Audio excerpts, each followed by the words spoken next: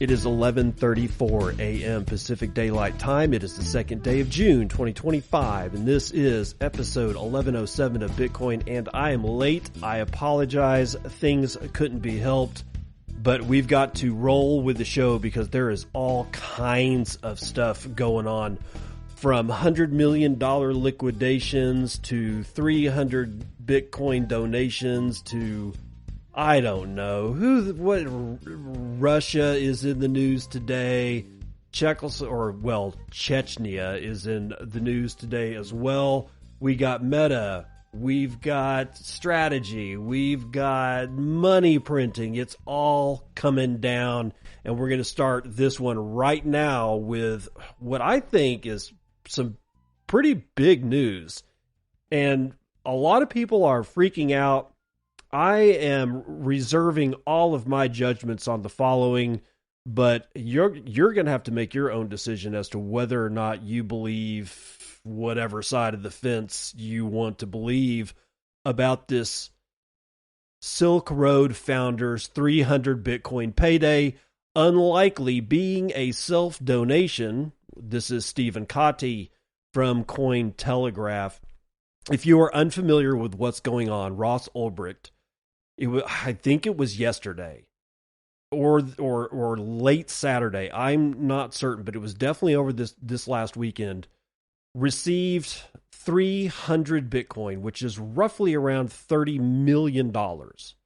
And he received that into a donation wallet that I guess had been set up for him, or that his mom had set up. I don't know where it came from, but there has been a Bitcoin donation wallet hanging around for Ross Ulbricht for quite a while. And like I said, this weekend, 300 Bitcoin got dropped into it, and the conjecture is running wild. But first, let's get into the particular piece of news that Ross Ulbricht's recent receipt of 300 Bitcoin is from questionable sources, but it's unlikely to be a case where he donated it to himself, says blockchain researcher Zach XBT. Ulbricht, who founded Silk Road, received 300 Bitcoin worth $31.4 million to his wallet that was soliciting donations, blockchain analytics firm Look On Chain said in a June 1st post to X. So it apparently was yesterday. The funds came from wallets using a centralized mixing service called Jambler. And this is yet one more part of the weirdness of this story. And this has led some social media users to speculate, without any evidence whatsoever, that the funds could be Ulbricht's profits from the Silk Road, which he might have hidden away before he was nabbed by authorities and sent to prison. However, Zach XBT said in a June 2nd Twitter post that he was skeptical about this being the case because, quote, few entities regularly use Jambler in size, and he found a potential demix, and that is DEMIX, so demixing, I guess, for the donation.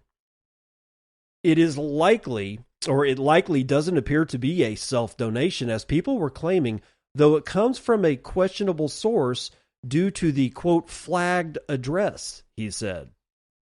The latest Bitcoin donation came from wallets using the Jambler mixing service, but normal privacy enthusiasts use decentralized mixers, according to Zach XBT.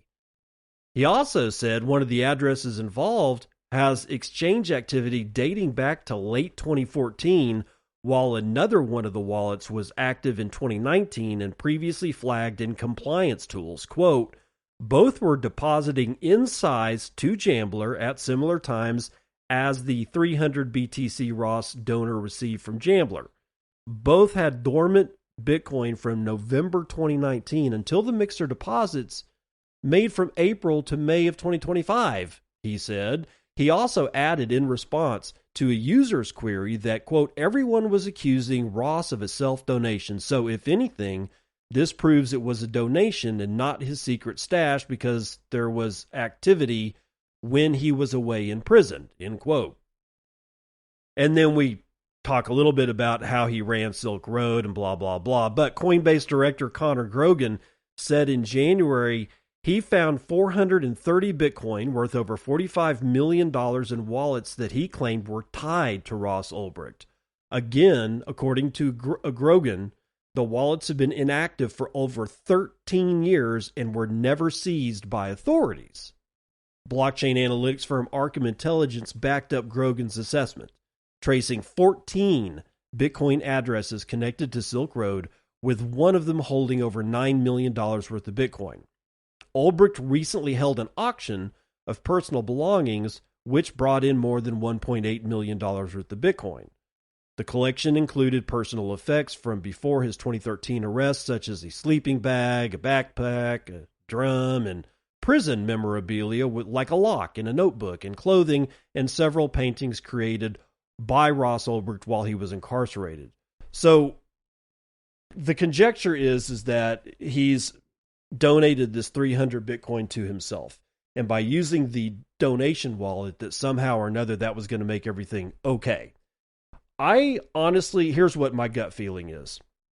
When you're in prison and for 10 years, and most of that time is spent in solitary confinement, the chances that right after you get out of prison, you've been out like maybe a couple of months, that you're going to do something that's going to land you back into a federal penitentiary with absolutely no hope for yet another presidential pardon is beyond ludicrous. I don't believe that Ross Ulbricht in any way, shape, or form has actually done this. Now, I do retain the right to be completely wrong, but I don't see Ross as being that stupid. I just don't. Nobody would want to go back in there.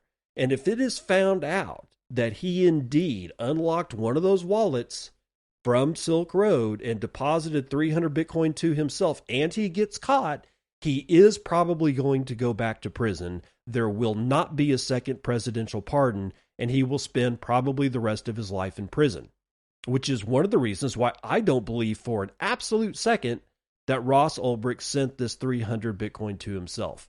But that's just the way that I'm thinking about it. So, however it is that you want to think about it is completely up to you. But some of the hate that I've been seeing on both nostr and Dead Bird site against Ross Ulbricht, it's just pouring out, and mostly on Twitter. Honestly, nostr is pretty innocuous when it comes to this Ross Ulbricht thing, but the Twitter hate against Ross Ulbricht is pretty severe, and it's one of those things. Leave Brittany alone. You probably need to leave Ross alone. Again, if it's found out that he did do this, he goes back to prison. Under what charges, I don't know. But he would probably be going back to prison. And no, there would not be a second presidential pardon. It's just not in the cards. The only thing that I'm waiting for right now is that at one point or another, Ross is going to have to make some kind of statement. And he has been tight-lipped. So this kind of, for me, is a little bit of gut feeling, a little bit of gut evidence that he did not do this, because he's probably going, everybody is going to think that I did this. What am I going to do?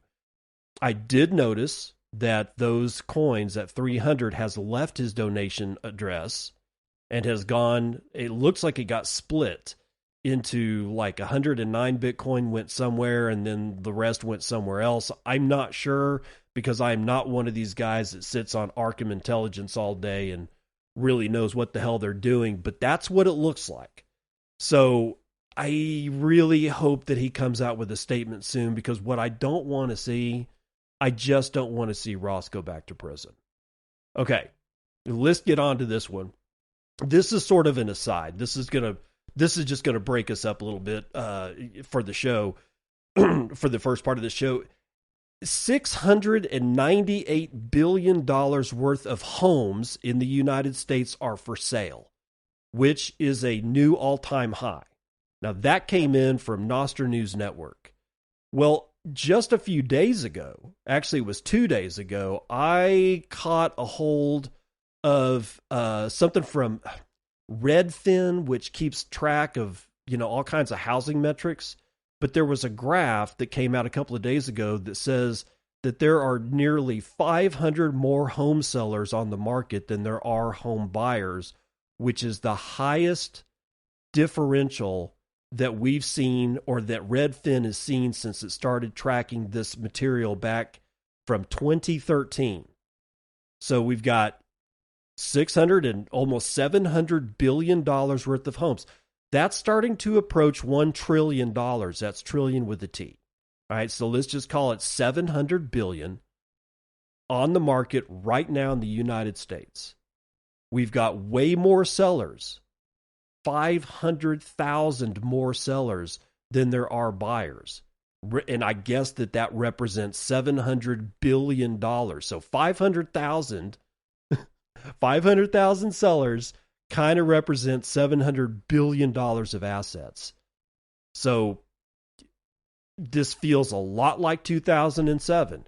Not saying it is. In fact, what will probably happen is that we'll forget all about this for yet another year, and we'll just rock right along and everything will be fine, and we'll tell ourselves for weeks and months and possibly a couple of more years that everything's going to be fine. But yeah, this doesn't look good for the housing market. So if for whatever reason you were planning on trying to pull out a huge home equity loan from your house, because that's what people were doing, you might want to reconsider doing that. Just saying. And if you are in the market to buy a house and you thought you were never going to afford one, I don't know, man. Keep your fingers crossed, because you never know what could happen. Just saying. Okay. Changing gears again, we got to talk about Russia. And while I'm not going to talk about the fact that the Ukrainian drone strike wiped out like 40 strategic bombers from Russia sometime last night, I am going to talk about Russia's largest bank, Sberbank, which I have no idea how to pronounce this bank, but it's their largest bank, Sberbank. So I'm going to say Sberbank or Sberbank. Anyway, it doesn't matter. Russia's largest bank launched structured bonds tied to Bitcoin. Remember the Bit bonds? It looks like Russia might have stepped up to the plate, and Francisco Rodriguez is going to tell us about it from CoinDesk. Sberbank, Russia's largest bank, has introduced a new structured bond that tracks the price of Bitcoin. Okay, so not exactly the Bit bond, but one step closer to it. It tracks the price of Bitcoin and the dollar to ruble exchange rate. Initially available over the counter to a limited pool of course, qualified investors, the bond lit holders earn based on two variables: the future performance of Bitcoin in US dollars and any strengthening of the dollar relative to the ruble. Investors can access these instruments without opening a crypto wallet or using foreign crypto exchanges, with all transactions being processed in rubles within Russia's legal and infrastructure systems. The bank plans to list similar structured products with cryptocurrency exposure to the Moscow exchange, according to a recent announcement. Sberbank, per the announcement, is also launching a Bitcoin futures product via its Sber Investments platform on June the 4th, aligning with the launch of the product on the Moscow exchange. The announcement comes just after the Bank of Russia said financial institutions in the country can offer cryptocurrency-linked instruments to qualified investors. So not exactly the Bit bond, but bonds tied to the performance of Bitcoin is nothing to sneeze at. The fact that it's Russia is also nothing to sneeze at. How are these, how are these products going to be received in Russia is anybody's guess. I have no idea what kind of liquid wealth is going on inside of Russia, but it'll be interesting to see how many people bite at this particular product. Now, over the weekend, it became very evident that there was a degenerate gambler out there that basically got liquidated for $100 million. His name is James Wynn, and I don't think he's done yet. So let's talk about this. How James Wynn's $100 million implosion is familiar leverage tale. Oliver Knight, also from CoinDesk. Derivatives trader James Wynn emerged out of the woodwork just a few weeks ago, flaunting 9-figure Bitcoin positions on Hyperliquid as he went on a seemingly undefeatable run that culminated in around $100 million worth of profit. But that run, as is often the case with highly leveraged crypto derivative trading, came to a shocking end. Wynn liquidated his entire account despite Bitcoin only moving by a couple of percentage points. Quote, "I've decided to give perpetual trading a break," Wynn wrote on Twitter after the final blowup. Quote, "It's been a fun ride, approximately $4 million into $100 million, and then back down to a total account loss of $17.5 million, end quote. Just pausing to just digest that a little bit. I mean, you're talking about a guy that takes $4 million, turns it into 100, and then loses $17.5 million, and he's talking about it like it's just, I don't know, taking the wrapper off of a fucking lollipop. This is ridiculous. Anyway, Wynn's story is nothing new. In 2021, for instance, the industry saw the public rise of Alex Weiss, a poker player turned derivatives trader that also lost $100 million after making huge bets with leverage. And even in 2017, in the BitMEX Trollbox days, pseudonymous figures like Steve S. and The Boot used to boast about their tens of millions of dollars in profit and loss before forever fading into obscurity. Cryptocurrency derivatives can be an incredibly useful tool. If a trader holds 500 BTC and believes the market will go down, they can hedge their position by going short, reducing exposure without having to sell their spot assets, which in itself could cause slippage or front-running.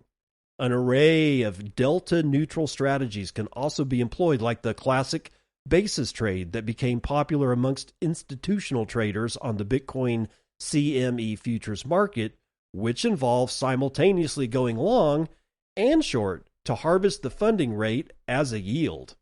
But issues begin to form when crypto traders, the majority of whom are inexperienced retail traders, use platforms that offer up to 100x leverage. Imagine a newcomer had $5,000 in trading capital. Sure, they could make a few intraday trades and make $50 or $100 per trade. But if they used 100x, they could make $50,000 per 10% move. This is a slippery slope of gambling-induced emotional trading that many people fall into. Data from New Trading shows that just 3% of day traders make a profit and 1% do so consistently.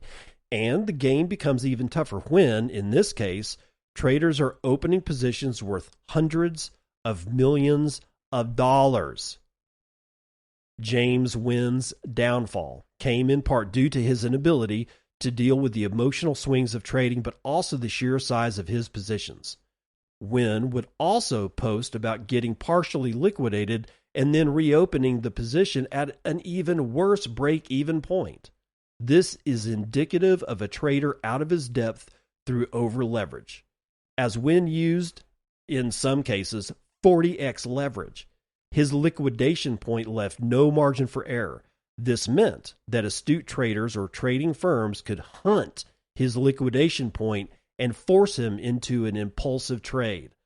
Hyperliquid is a relatively liquid derivatives venue. It's got millions in market depth within 1% of an asset's price, but it does not have hundreds of millions, which is required to absorb Wynn's leverage positions.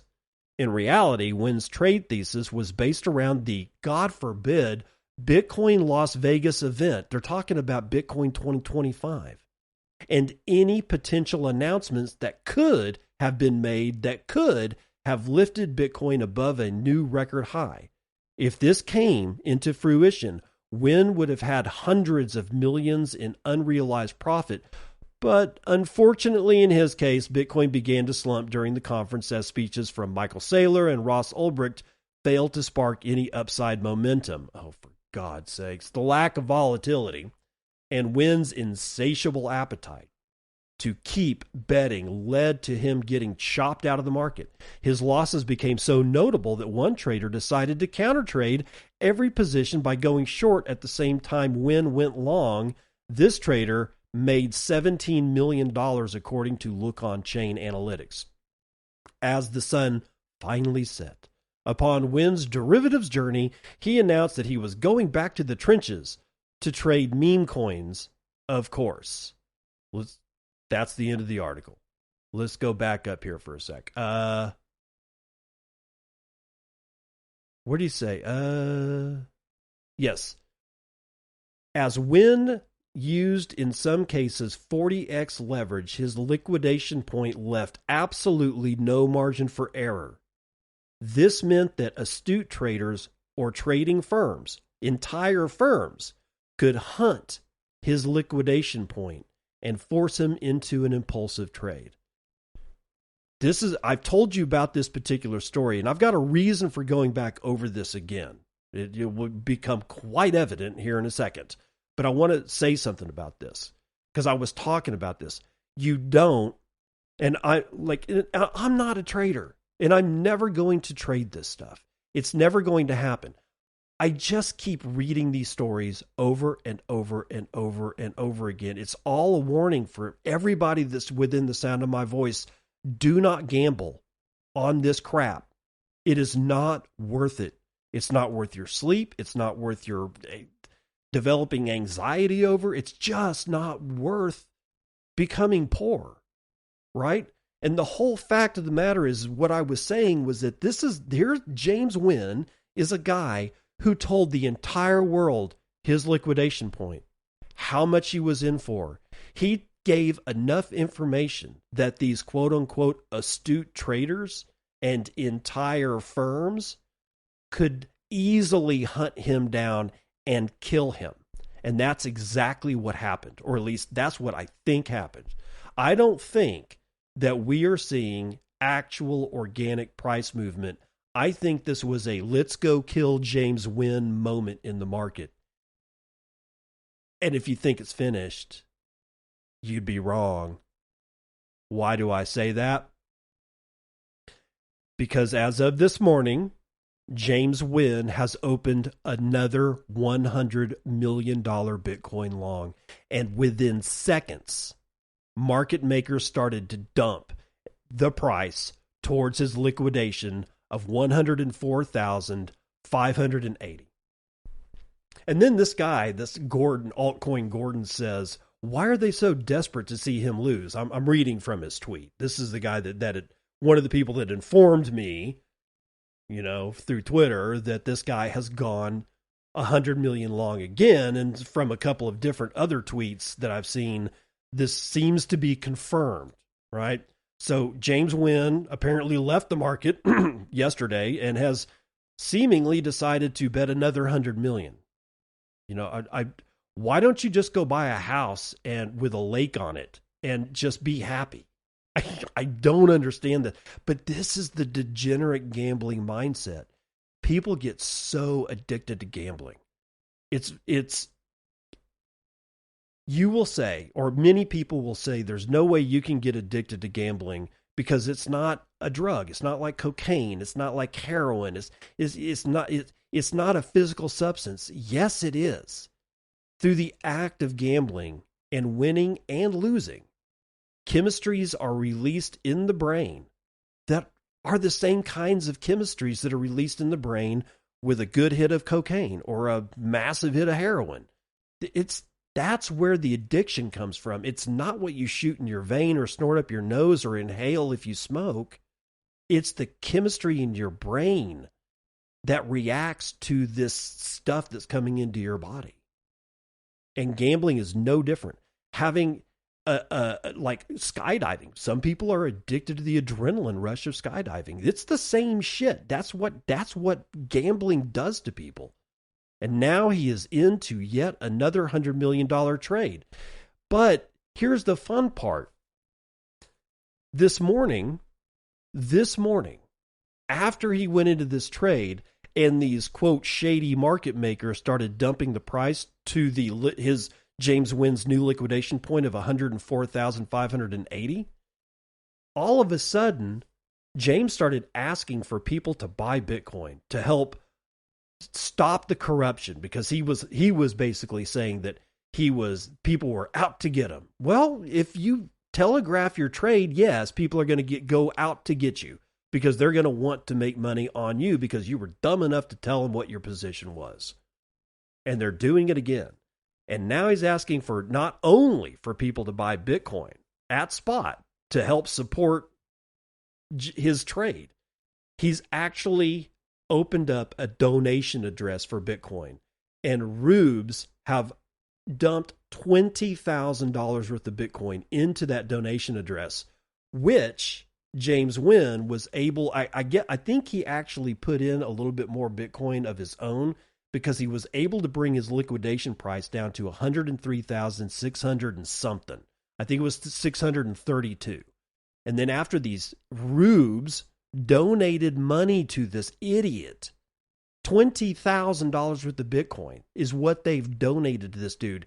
He immediately put that into his trade to drop the liquidation point from 103,632 to $103,618. Moved the needle by like $20. Gambling is not a joke, ladies and gentlemen. Please don't get into it. Okay, Circle P is open for business. Circle P is where I bring plebs just like you with goods and services for sale to plebs just like you who might want to actually buy those goods and services and help create the Bitcoin circular economy. Because if you're not selling your goods and services for Bitcoin, you're not in the Circle P. Today is the leathermint.com. And you can get, by the way, 10% off of anything that you order from Leathermint if you use the code Bitcoin and. Remember, that's Bitcoin and, all one word. Get 10% off of your purchase at the Leathermint. What does he make? He makes wallets. He makes belts. This is all handcrafted leather stuff. He uses high quality leather, but my favorite part about this is not only his color selection of different leathers and the fact that he sources high quality leather, it's the stitching. Because if you've got a wallet that had bad stitching, then that wallet probably fell apart on you. It's always about the stitching. You can even get a wallet that's got really cheap leather, and that thing, if it's stitched together well, will probably hold up for years. But leathermint.com, theleathermint.com, at theleathermint.com, you're going to be able to find some of the highest quality, not only leather materials, but his stitching is going to almost guarantee that that thing is still together well after you're dead. Hell, your children will probably fight over your wallet, your Leathermint wallet, after you're dead. So go over to theleathermint.com, use the coupon code BitcoinAnd for 10% off. That way, Leathermint knows if I make a sale for him, the only way he knows is if you use the Bitcoin and as the coupon code, then he knows I made a sale for him. And then he gives me Satoshis that he thinks that sale was worth to him. So when you support Leathermint, Leathermint supports me, and I can support y'all, and y'all can support the Leathermint. See how this works? It's truly the beginnings of a circular economy. On to Poland, where they have elected the first openly pro-crypto president, Karol Nawrocki, I think is how you pronounce it, Karol Nawrocki, amid global crypto shift. I'm sorry that they keep using the word crypto. It actually is Bitcoin, but this is from ccn.com and their crypto outfit, so of course they're going to say crypto. But in a closely contested race, Poland has elected a new president who is openly pro-Bitcoin and backed by the Trump administration. Karol Nawrocki, a conservative historian and vocal Bitcoin supporter, won the presidency with a 50.9% vote, edging out Warsaw Mayor Rafał Trzaskowski. I can't pronounce his name. Nawrocki's campaign mainly focused on economic freedom and innovation. Throughout his campaign, he repeatedly emphasized individuals' right to invest freely and criticized what he called oppressive regulations on digital assets. Quote, more and more people and companies are investing in cryptocurrencies, Nawrocki said earlier this year. Poland must be a place where innovations are created, not regulations. As president of the Republic of Poland, I will ensure that oppressive regulations limiting your freedoms do not come into force. So, who's going to be pissed off about this? Two people.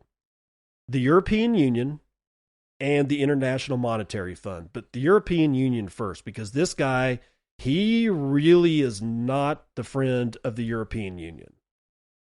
He's always been talking out against the European Union and some of the things that they've been doing and the regulations that they install and all the crap that the European Union caused. Not Europe. The European Union is you think of it more like a company than a place, right? But this guy does not like the EU. He loves Bitcoin, and that's what pisses off the second group of people, the International Monetary Fund. I'll bet you my bottom dollar that two things happen. One, the IMF, either later today or sometime in the next couple of days, will put out a press release saying how they really don't like this pro-Bitcoin president. And two, it will not surprise me if Poland recalls the election for quote-unquote reasons and has to do it all over again. We've seen this done before. Will it happen in Poland? I don't know, man, but I'll tell you this. It will not surprise me one bit if it does. Now, they have a neighbor. Poland has a neighbor down to the southwest called Chechnya. And the Czech justice minister has resigned over a 45 million Bitcoin gift from a convict. Amin Haskwanis has it for Cointelegraph. Czech Justice Minister Pavel Blazek has stepped down following a scandal over his ministry's sale of $45 million worth of Bitcoin, which was donated by a convicted drug trafficker. The controversy erupted on May the 28th after the ministry posted on Twitter that it had raised close to 1 billion Czech koruna, which was about $45 million, by auctioning off 500 Bitcoin. I didn't even catch this on May the 28th. I'm surprised that I missed it. But the funds were earmarked for projects such as digitizing the justice system, combating drug use in prisons, and improving housing for prison staff. Well, they are all about their prisons, man. However, Czech news outlet Denik N revealed that the cryptocurrency came from Tomáš Dzeržovský, which is not the way you pronounce it, but he was a convicted criminal behind the Sheep Marketplace, which is a dark web platform notorious for selling illegal goods.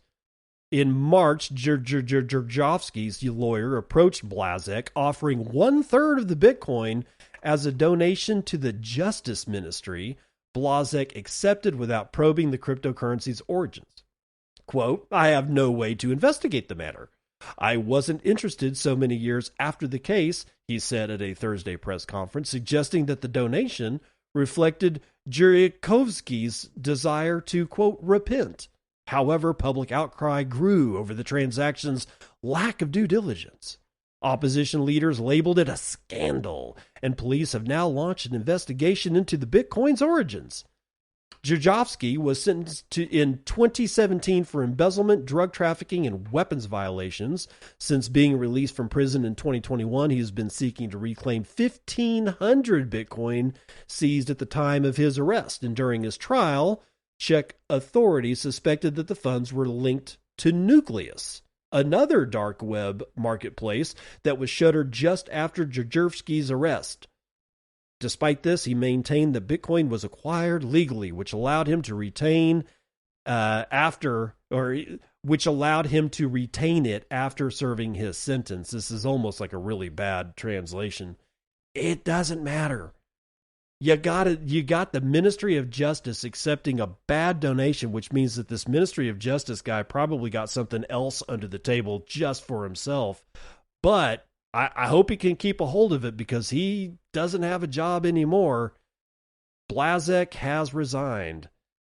So lots of interesting things going on up there in Eastern Europe, and not all of them good. Again, the Poland guy, the Poland president, we'll have to see. And we'll have to see. Maybe they'll run their numbers. Meanwhile, I got my own numbers to run.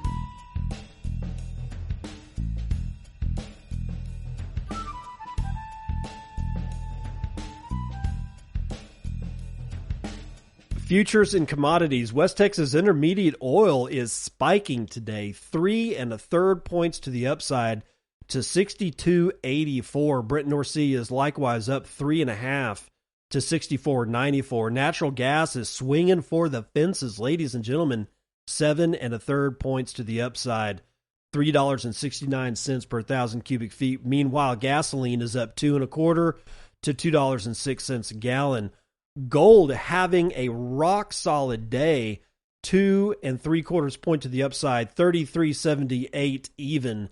Silver is up 5 1/3. Platinum is up 0.84%. Copper is up 3 3/4 point, and palladium is up 2.78.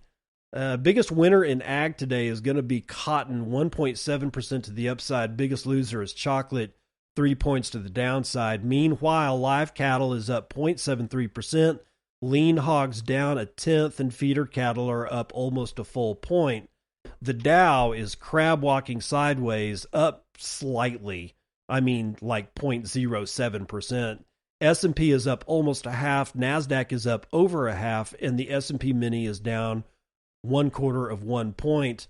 We are $104,440 in price. I wonder how James Wynn is doing right now, because his liquidation price is somewhere around 103,000 and what, 600, something like that. Yeah. So if I were him, I wouldn't be feeling very good about this. $2.07 trillion market cap. We can get 30.7 ounces of shiny metal rocks with our one Bitcoin, of which there are 19,873,332.09 of, and average fees per block are low, 0.04 BTC, taken in fees on a per block basis. There are count them, all of 2 blocks carrying 3,800 transactions waiting to confirm at high priority rates of 3 Satoshis per VByte. Low priority is going to get you in at 1, and there is no miner capitulation at all. In fact, our hash rate is increasing again up to 920 exahashes per second as of right now. So again, no miner seems to be capitulating at this point. Reminder to go to bitcoinandshow.com. That's Bitcoin and Show, all one word, bitcoinandshow.com. Sign up with your email. Yeah, actually, all you're doing is basically just saying, hey, if you publish anything to your website there, Dave, I want you to send me an email. That's the only thing I'm going to email, and I'm not going to sell your email. I'm not going to give your email away. It's mine. It's just, I don't, why would I give your email to somebody else? That doesn't make any sense. All right, now on to, where are we? Pure Degeneracy, which was Friday's episode of Bitcoin, and I got progressively worse with 5,000 sats, says digging the soil permaculture discussions. Here's a little boosty boost for Soil to Soul, which was episode 627. I'm going to be adding more microscopy videos to my profile. Feel free to check it out if you get some free time, if that's even a thing these days. Much appreciated. Now, progressively worse, I definitely want to see microscopy videos. I'll say it again, I want to see microscopy videos. Wood Butcher with 1,000 sats says OPSEC. Progressively worse with another 1,000 sats, thank you, says thank you. Psyduck with 709 says 709 sats for my doxing strategy. Psyduck with 708 says catching up on episodes that I missed. 708 sats for down the drain. Psyduck with yet another 707 sats says Psyduck. Nice. Let's see. What have we got here? Turkey with 500 says nothing. Permanerd with 333 says give this man some sats before his kids go hungry. Plus, they apparently need new shoes. Or buy some Oshi huddle bars using the promo code Bitcoin and. That way you get a wonderful product and NunyaBidness's kids get food. God's death with 237 says, thank you, sir. You sold me on the soap. I'm not washing until I get it. Nice. Justin with 100 says, you deserve so much more than these sacred sats. I don't know. I like the sats, dear Justin. Pies with 100 says, thank you, sir. No, thank you. God, let's see. Yep, that's it. That's the weather report.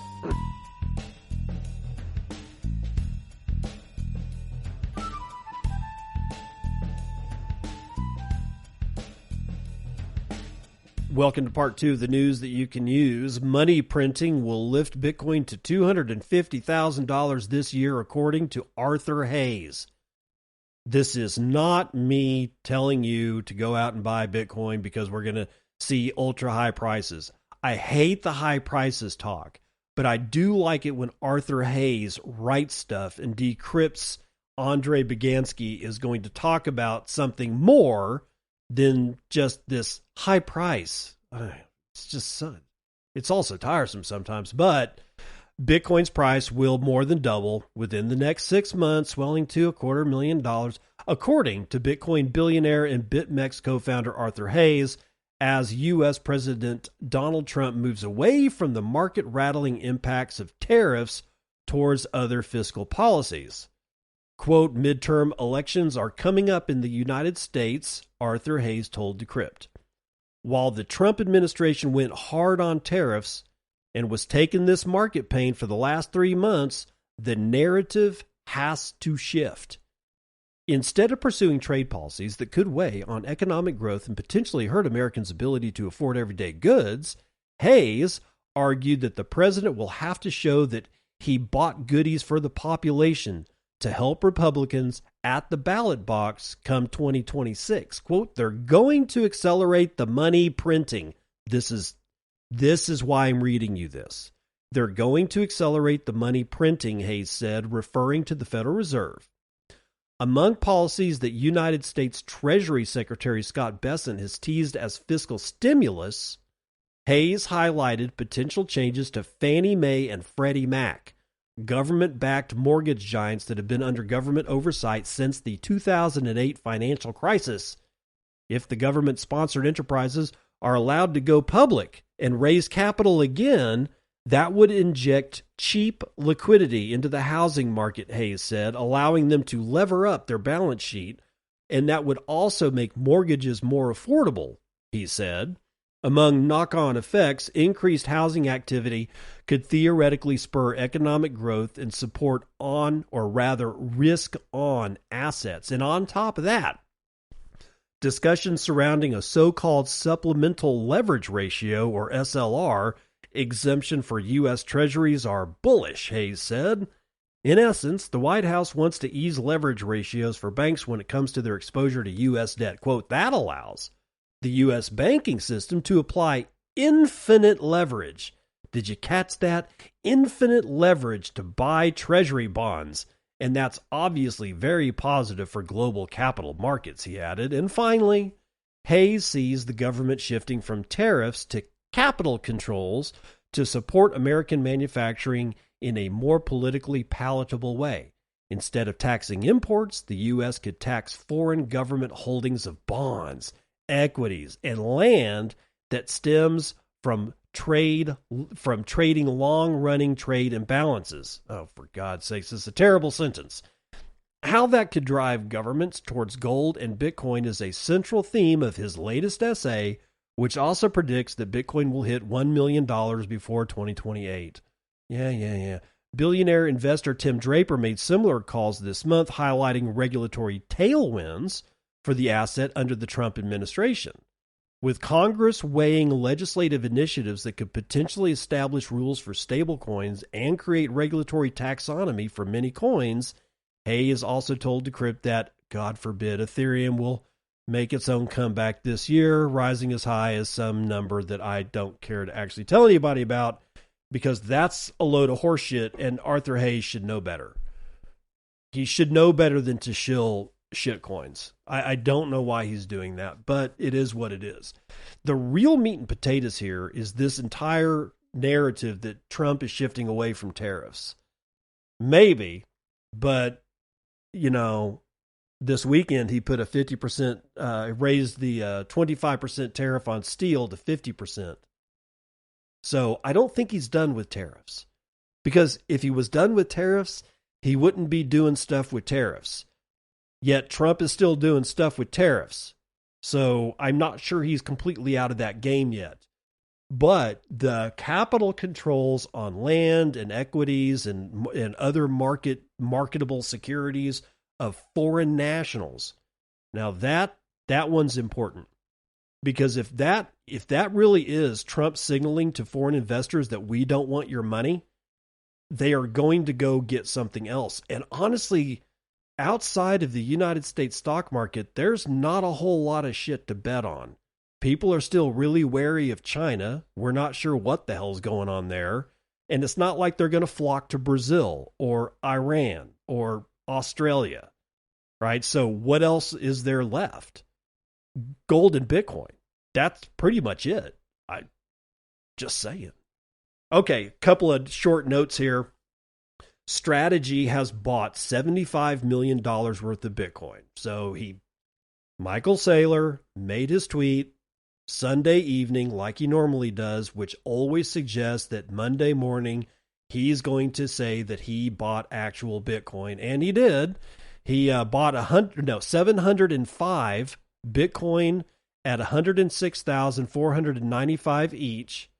And it brings the total holdings of Strategy to 580,955, which is valued over $60 billion US. But it's weird that Metaplanet basically blew him out of the water. Because Metaplanet has acquired 1,088 Bitcoin to bring its own Bitcoin stash to over $930 million. No, they're not blowing them out of the water with total Bitcoin held, but they did buy a lot more Bitcoin than Saylor did. Japan's Metaplanet said on Monday that it had purchased 1,088 Bitcoin to bring its total holdings to over 8,888 BTC, which is worth $930 million. So there you go, but we're not done with things named Meta. Because one of the biggest news pieces this morning was that the Meta shareholders' decision on Bitcoin has been telegraphed. Actually, not telegraphed, they just made a statement that they weren't going to buy it. Nope. Meta shareholders not only rejected the Bitcoin treasury proposal, they strongly rejected the Bitcoin treasury proposal. It kind of makes you wonder who the hell is holding shares of Meta. But Alex Larry tells us more out of Bitcoin News. Meta Platforms Incorporated, the parent company of both Facebook and Instagram, has voted down a shareholder proposal to add Bitcoin to its treasury. The vote took place at the company's annual shareholder meeting on May the 30th, 2025. The proposal, known as Proposal 13, was submitted by investor Ethan Peck on behalf of the National Center for Public Policy Research. It asked Meta to convert a portion of its $72 billion of cash equivalents, and marketable securities into Bitcoin. The idea was to hedge against inflation and low returns from traditional bond investments, but the company's shareholders said no. According to the official count, more than 4.98 billion shares were voted against the proposal, while a modest 3.92 million shares in comparison were all for it. That is less than 0.1% of the total votes. 8.86 million shares were abstentions, and over 204 million were broker non-votes. So now, Meta joins Microsoft and Amazon in rejecting calls to add Bitcoin to their balance sheets. Proponents of the proposal argued that Bitcoin would help protect Meta's reserve from inflation and weak bond returns. Peck and others pointed to Bitcoin's strong performance in 2024. The proposal said that Bitcoin's fixed supply and track record make it a long-term store of value. High-profile supporters, including Matt Cole, CEO of Strive Asset Management, brought the issue to the forefront, and at the Bitcoin 2025 conference in Vegas, Cole addressed Meta CEO Mark Zuckerberg directly, quote, "You have already done step one. You have named your GOAT Bitcoin. My ask is that you take step two and adopt a bold corporate Bitcoin treasury strategy," end quote. Others, like Bloomberg ETF analyst Eric Balchunas, said that if Meta added Bitcoin to its balance sheet, it would be a big deal. Yeah, it would be a big deal. Quote, "If Meta or Microsoft adds BTC to the balance sheet, it will be like when Tom Hanks got COVID. Suddenly, it feels real," Balchunas said. That is a terrible way to put this. Eric, what the hell's wrong with you? Anyway, despite all the hype and arguments for Bitcoin, the tech giant's board of directors opposed the measure. The board said the company already has a treasury management process in place that prioritizes capital preservation and liquidity. Quote, "While we are not opining on the merits of cryptocurrency investments compared to other assets, we do believe the requested assessment is unnecessary given our existing process to manage our corporate treasury," Meta's board noted. That is the exact same argument, by the way, that Microsoft shareholders or the board of directors said when the Microsoft shareholders voted down their proposed Bitcoin treasury. It's the exact same argument. We already look at these things. We make our own decisions. We don't need anybody telling us what to do, is essentially what they're saying. But the board also noted that it reviews many investment options and sees no need for a separate review process specific to Bitcoin. The decision shows the broader hesitation of large cap companies to get into Bitcoin as part of their financial strategy. And while companies like Sailor Strategy are adding Bitcoin to their treasuries every chance they get, Microsoft, Amazon, and now Meta are taking a more cautious approach. I wouldn't call it cautious. I'd call it stupid. They don't have to go whole hog. It kind of makes you wonder, why are they not even buying just a little bit? Huh? I mean, they sink $1 million, Meta sinks $1 million into Bitcoin. What's stopping them? Nothing. $1 million to Meta's fucking chicken feed. It doesn't make any difference to them. So the question is, why are they not just kind of tapping it a little bit? See, kicking the wheels a little bit. I mean, there's no reason to go whole hog, but there's also no reason not to dump $1 million, especially when it means nothing to your corporate balance sheet percentage-wise. So what's going on? Because I don't think this has anything to do with being cautious. I honestly think there's something else at play here. But according to recent reports, Meta is exploring ways to integrate stable coins into its platform to enable global payouts. This would be a re-entry into the digital asset space after the company shelved its Diem project due to regulatory issues, a step that Bitcoin advocates deem unnecessary, insufficient, and irrelevant to protecting the company's finances. And we'd be right, too. It is unnecessary, it is insufficient, and irrelevant if they're just looking at protecting the company's finances, their treasury, or their corporate treasury, their balance sheet. But it is going to be necessary for them to play on the stablecoin stage. And I know. The only reason I mention stablecoins on this show is because they're not going away. I don't have to like them to understand that they're not going away. I don't go out into a hailstorm. I don't like hailstorms. They do a lot of damage. But I'm not going to sit here and watch you walk out the door into a hailstorm and not go, hey, don't do that. There's a hailstorm outside. Hailstorms and stablecoins are not going away, right? They're going to cause damage, and you need to know about them, okay? And Facebook is I guarantee you, they're going to be a major platform for the use of stablecoins. If not this year, then next year. And if not next year, the year after. And if they wait too damn long, somebody else is going to take their place because stablecoins are not going away. In fact, this entire story, when we talk about Amazon and Microsoft and now Meta all saying the exact same thing, and they're using the exact same argument, it just tells me that at this point, there is a chance for other people to take down Microsoft. I'm talking about like come up with their own operating system that is better, more functional, better engineering, a better well-run company, except that they have Bitcoin on their balance sheet. Amazon, I see somebody taking that shit away from Bezos. The world's shopping market is Amazon. And Amazon, in their poor ass vision for the future, is basically begging somebody to come along and replace them. And Meta, Facebook is a pile of garbage. Nostr is every bit of the replacement for not only Facebook, not only Twitter, not only X, not only Blue Sky, not only the Fediverse, Instagram, YouTube, you name it. It's going to happen. And if you think that YouTube is going to, or not YouTube, if you think that Facebook is actually going to be around in 10 years, it'll be around. There's all kinds of social media platforms that were around, that are still around, that nobody, I mean, MySpace is actually still functional. It's still there. Nobody uses it, but it's still there. Facebook's going to be in that garbage heap.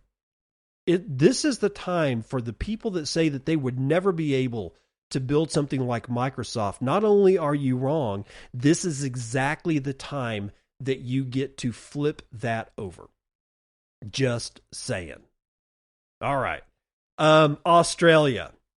Fred Krueger over on Twitter says that on July the 1st, it looks very likely that Australia will pass the first tax on unrealized capital gains for people with over $3 million of Australian dollars in assets, which is about $2 million US. And this includes unrealized capital gains on Bitcoin. So if you have Bitcoin and it goes up between 2025 and 2026, you owe the government 15%. Yep, you owe the government 15% on the gains. The ability to carry forward losses is not explicitly defined. So if it goes up, you definitely owe 15% if you're Australian.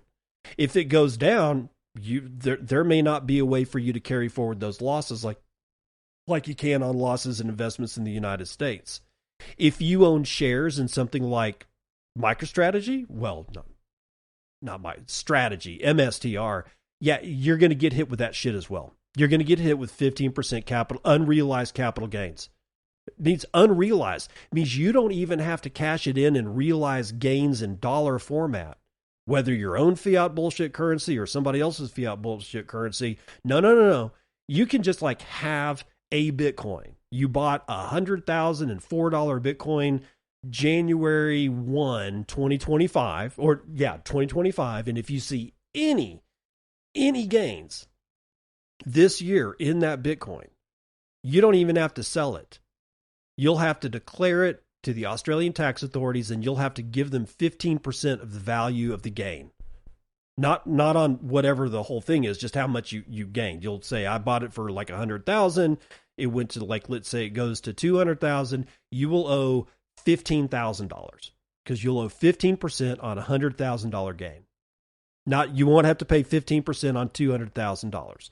Just what you gained. So if it goes from 100,000 to 200,000, you'll owe 15% on the differential, which is 100,000. That's 15 grand that you'll have to come up with to satisfy the thieves that are the tax authorities. Be aware, but also be aware of this. This is what I love about these kinds of bullshit laws that like unrealized cap gains laws. Well, you know what happened to Britain when they did the exact same thing? Because make no mistake, United Kingdom has already had this. It's new, but it's not as new as the Australian play. But you know what happened after the United Kingdom installed the unrealized capital gain? Well, unrealized gains tax receipts fall 10% as wealthy people moved out of Britain. That's right. So the UK did some stupid maneuvering just like this, and what happened? They were going to get all kinds of money, right? No, wrong. They lost 10% on a year-over-year basis of what they took in taxes. Because these people, the wealthy people, said, fuck you. We're done here. We're done. And they left. They just left. Which is what I'm going to do to you right now. It is now right at an hour of the show. We've gone through many, many stories. I hope that you are prepped and ready to go for your week in Bitcoin, and I will see you on the other side. This has been Bitcoin and I'm your host, David Bennett. I hope you enjoyed today's episode and hope to see you again real soon. Have a great day.